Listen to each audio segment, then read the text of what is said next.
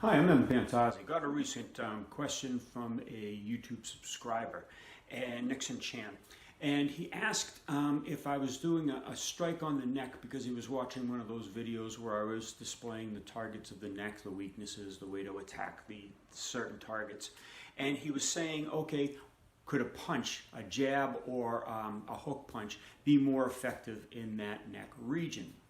Well, if you had severe power, yes, you can cause a lot of damage, and it's a great shot. You don't need to form an iron bone hand. You don't need to use the iron sword hand. You don't need to use the shokin.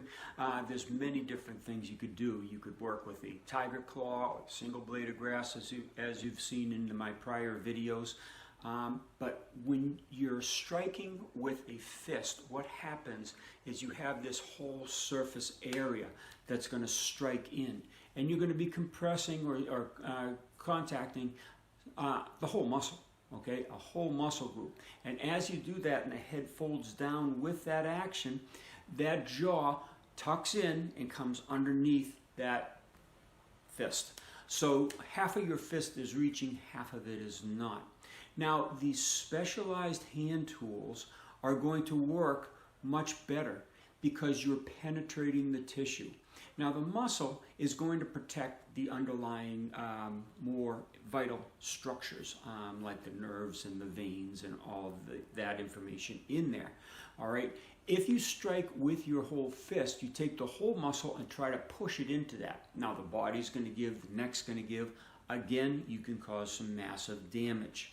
With far less power, if you just hook a single knuckle down in between the structures and work with the muscle spindle cell, the nerve structures, and everything else that's underneath, and you can get in there with a penetrating blow, it's going to be much more efficient, much more effective, and cause much more dysfunction than a fist would. Okay, similar with the iron sword hand, using this knuckle here, striking down and dragging down in there, you're going to have that much more penetrating action. If you strike with this hand and the head folds, the hand is still in the same area. The jaw can't tuck underneath it as well as a whole fist. This is like a snowshoe, okay?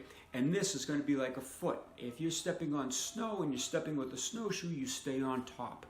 If you walk with just your feet, you sink down below the surface. That's the idea of the Shaolin hands, the 6G hands, okay, of the Bubishi. They're teaching you how to penetrate beyond the surface so you gain that power. You gain that efficiency, effect, and dysfunction on the opponent. So, yes, this can work.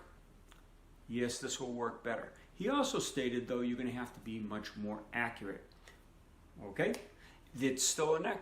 If you can punch him in the neck with your hand closed, you can hit him in the neck with your hand open.